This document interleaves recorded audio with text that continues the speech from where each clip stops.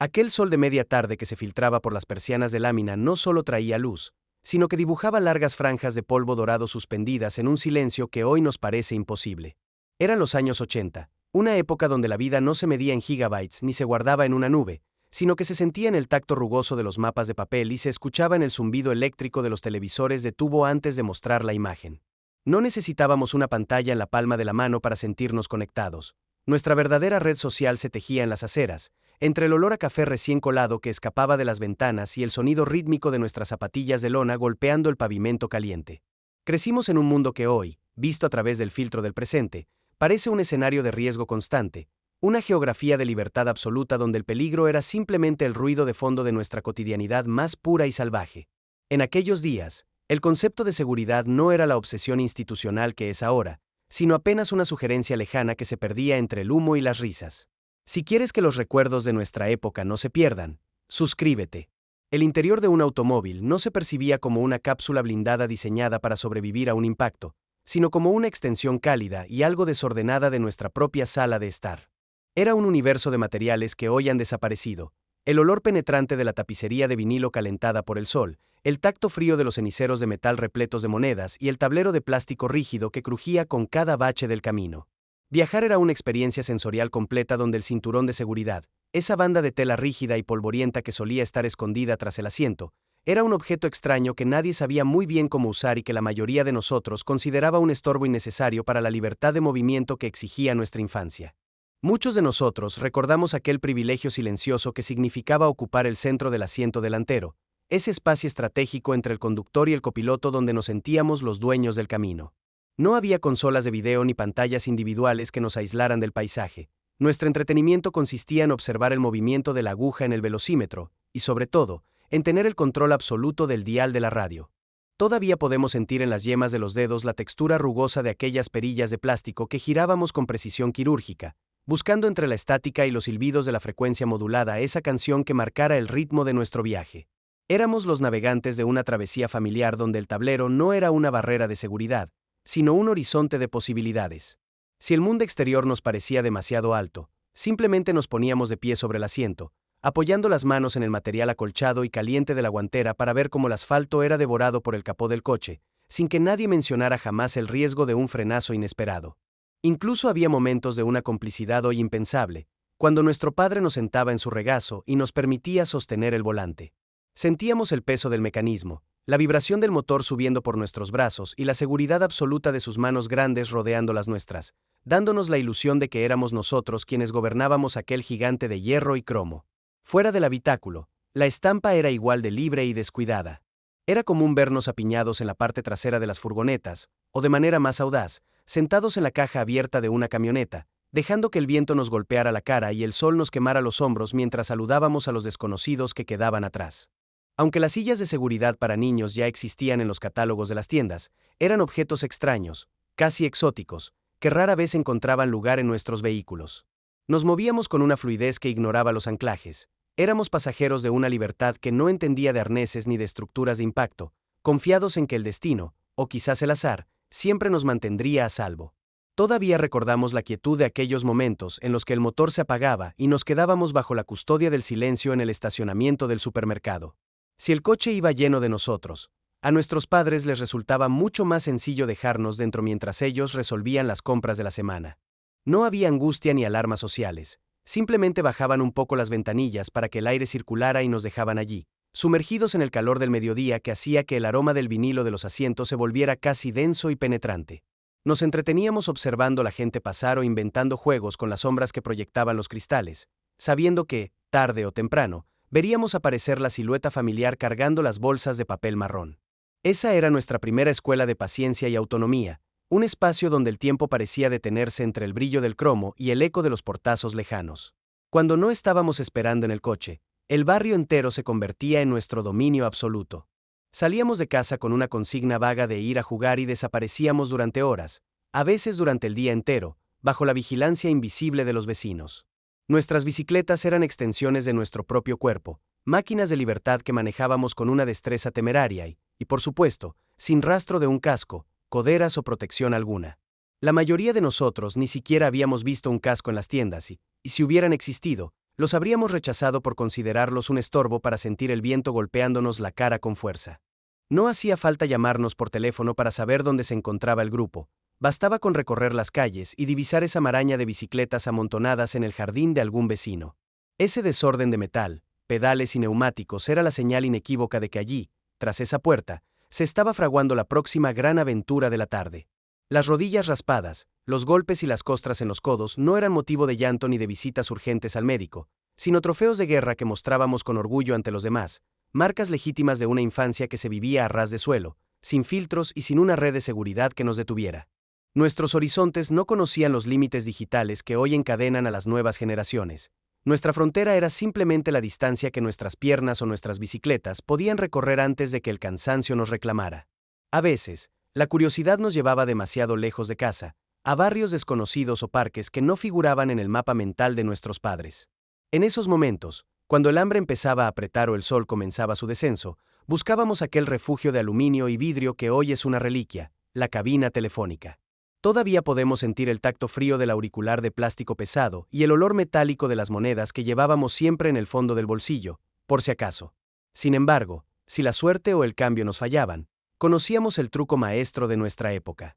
Iniciábamos una llamada por cobrar y, cuando la operadora preguntaba el nombre, lanzábamos un mensaje cifrado a la velocidad del rayo: «Estoy en el centro» o «Ven por mí». Aquel «no acepto los cargos» de nuestros padres no era un rechazo, sino una confirmación silenciosa de que el mensaje había sido recibido y que pronto veríamos las luces del coche familiar acercándose por la avenida. Pero la mayoría de las veces no hacía falta tecnología alguna para saber que el tiempo de la aventura había terminado. Existía un código sagrado, un pacto no escrito que todos respetábamos sin necesidad de relojes de pulsera.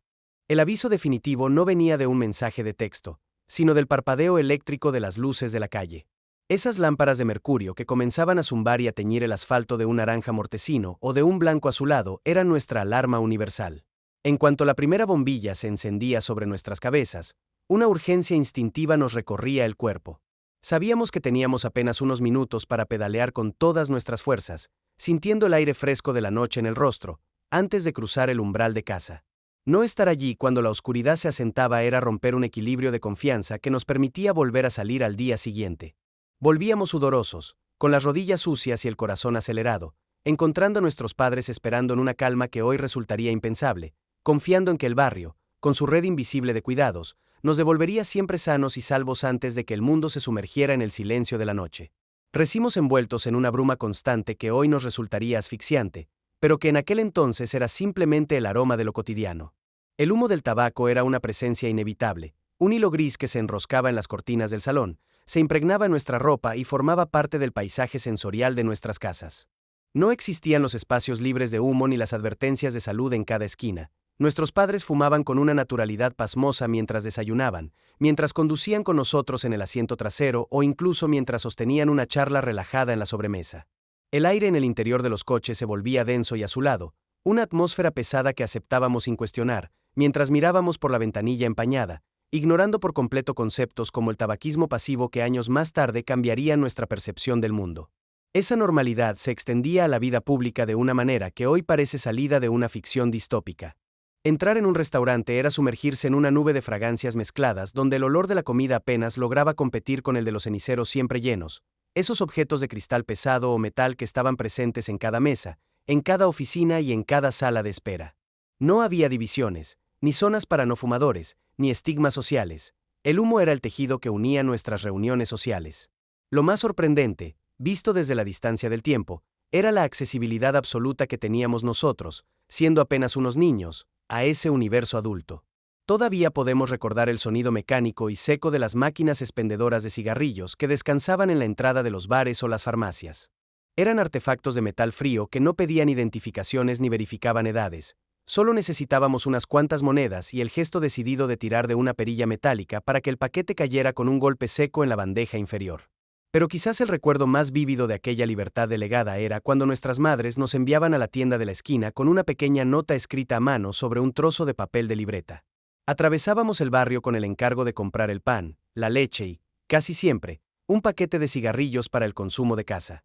El tendero leía la nota con parsimonia, nos entregaba el tabaco y a veces incluso aceptaba un cheque en blanco firmado por nuestros padres para completar la cuenta.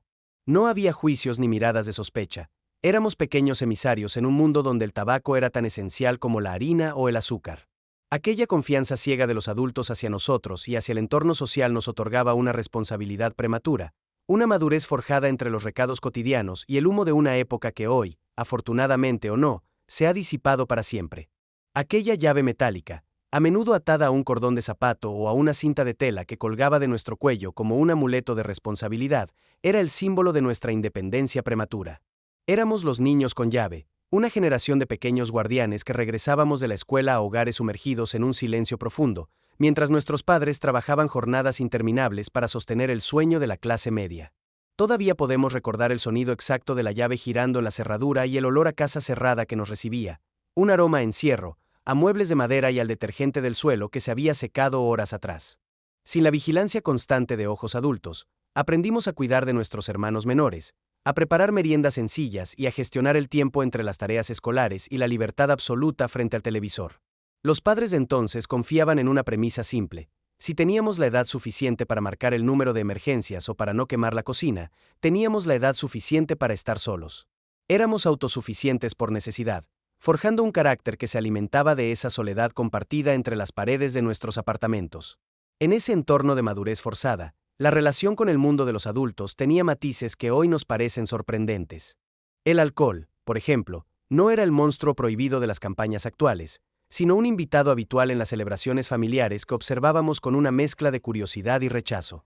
No era raro que, en medio de una comida dominical impregnada por el olor al guiso de la abuela, nuestro padre nos ofreciera un pequeño sorbo de su cerveza o un roce del dedo en la espuma de un licor amargo, solo para ver nuestra reacción de disgusto ante ese sabor que aún no comprendíamos. Era un rito de paso, una forma de desmitificar lo prohibido a través de la experiencia directa. Sin embargo, esa misma cercanía convivía con un sistema de disciplina que no conocía de matices psicológicos ni de diálogos interminables. La autoridad en aquellos años tenía un peso físico, una contundencia que se manifestaba en el hogar y en las aulas. El castigo físico no era visto como un abuso, sino como una herramienta pedagógica aceptada por la sociedad entera. El roce del cinturón, el golpe seco de una regla de madera en la escuela o el sonido de una palmada certera eran respuestas rápidas y dolorosas ante la falta de respeto o la desobediencia. No había lugar para la réplica. El respeto a los mayores se grababa a fuego y a veces con lágrimas, bajo la convicción de que un correctivo a tiempo nos mantendría en el camino correcto. Crecimos en ese contraste extraño, dueños de las llaves de nuestra casa, pero conscientes de que cualquier transgresión de las reglas invisibles de la decencia sería corregida con una severidad que no dejaba espacio a las dudas. Nuestra salud y bienestar también se gestionaban bajo esa misma filosofía de resistencia y azar que definía todo lo demás. Todavía podemos evocar el aroma denso y dulce de la mantequilla de maní que inundaba los comedores escolares, una fragancia que hoy es motivo de alerta roja en cualquier institución, pero que en aquel entonces era el ingrediente principal de nuestros almuerzos cotidianos. Las alergias alimentarias existían, por supuesto, pero se vivían en una especie de anonimato médico. No había protocolos de emergencia, ni zonas libres de frutos secos, ni pulseras de colores que advirtieran a los maestros sobre nuestras debilidades biológicas. Los dispositivos de rescate, como los EpiPens, no formarían parte de nuestro botín de supervivencia hasta finales de la década, por lo que vivir con una alergia severa era una apuesta diaria contra el destino, un ejercicio de fe donde solo quedaba esperar que el cuerpo no reaccionara con demasiada violencia ante el contacto fortuito con lo prohibido. Esa misma actitud pragmática, y a veces temeraria, se manifestaba de forma casi ritual con las enfermedades infantiles. Antes de que las vacunas fueran la norma para cada virus que cruzaba la puerta, nuestras madres practicaban una suerte de medicina comunitaria que hoy nos parece asombrosa: las fiestas de la varicela. En cuanto el primer niño del bloque empezaba a mostrar los primeros puntos rojos y a quejarse del picor insoportable, se activaba una red de comunicación invisible. En lugar de aislarnos, nuestros padres nos llevaban directamente al foco de la infección. Nos reunían en una misma habitación para que jugáramos, compartiéramos juguetes y nos contagiáramos todos al mismo tiempo, bajo la premisa de que era mejor pasar por eso de una vez mientras éramos pequeños. Recordamos perfectamente la sensación de la piel cubierta de esa loción de calamina rosada, fría y pegajosa, que nos dejaba un aspecto fantasmal mientras intentábamos no rascarnos las costras. Aquellos días de fiebre compartida, de paños húmedos en la frente y de juegos en la cama con los amigos que estaban en nuestra misma situación, formaban parte de un ciclo natural que aceptábamos con resignación. No había pánico mediático ni búsquedas frenéticas de síntomas en Internet. Había una confianza ciega en que nuestro sistema inmunológico, forjado en la tierra de los parques y en el agua de las mangueras, sabría encontrar el camino de regreso a la salud. Era una forma de entender la vulnerabilidad no como un riesgo que debía eliminarse por completo, sino como una etapa más de ese crecimiento salvaje que nos estaba preparando para un mundo que no siempre iba a ser amable. Nuestras redes sociales no estaban alojadas en servidores remotos ni se alimentaban de algoritmos invisibles. Se construían con el eco de nuestros pasos sobre el suelo de granito pulido de los centros comerciales. Para quienes fuimos adolescentes en los 80, aquel recinto de cristales y luces de neón era nuestra verdadera plaza pública, una catedral de consumo y encuentro donde las horas se dilataban sin la urgencia de las notificaciones. Pasábamos tardes enteras deambulando por los pasillos, sumergidos en el aire acondicionado que olía a palomitas de maíz recién hechas y a perfumes genéricos que escapaban de las grandes tiendas. No había necesidad de publicar dónde estábamos, porque todos estábamos allí, apoyados en las barandillas, compartiendo una gaseosa con varios sorbetes o simplemente mirando los escaparates de las tiendas de discos, soñando con el próximo estreno que cambiaría nuestras vidas. Nuestros padres nos dejaban en la entrada con la confianza de que el mundo era un lugar predecible y que, al final del día, estaríamos esperando en el mismo punto exacto. Secretos de nuestra época existe para que nuestra historia cotidiana no se olvide. Suscríbete. Esa misma libertad se reflejaba en las pantallas de los cines, en un tiempo donde la frontera entre lo que era apto para nosotros y lo que no, era un terreno difuso y emocionante. Antes de julio de 1984, la clasificación PG-13 no existía, y esa ausencia nos permitía acceder a historias que hoy serían impensables para un público juvenil. Recordamos entrar a ver comedias como Airplane, esperando simples chistes absurdos y encontrándonos con un humor adulto, crudo e incluso desnudos frontales que nos hacían sentir que nos asomábamos a un mundo prohibido. Fue solo con el estreno de Amanecer Rojo que las reglas cambiaron para siempre, marcando el fin de esa ambigüedad narrativa. Aquella película de acción, protagonizada por jóvenes que se convertían en guerreros, inauguró una nueva era de regulaciones que poco a poco fueron cercando la espontaneidad de nuestra cultura. Al mirar atrás, nos damos cuenta de que en estos últimos 40 años no solo ha cambiado la tecnología, sino la arquitectura misma de nuestra libertad. Lo que para nosotros era una infancia normal, llena de riesgos aceptados y una autonomía ganada a pulso en las calles, hoy es visto por las nuevas generaciones como un relato de ficción, casi como una mitología de un pasado remoto e inalcanzable. Las regulaciones que hoy nos protegen también han silenciado, de alguna manera, aquel murmullo de aventura constante en el que crecimos. Sin embargo, en el fondo de nuestra memoria, todavía persiste el calor del regazo de nuestro padre mientras sosteníamos el volante, el sabor de la victoria tras una rodilla raspada y esa luz naranja de la calle que nos indicaba que era hora de volver a casa.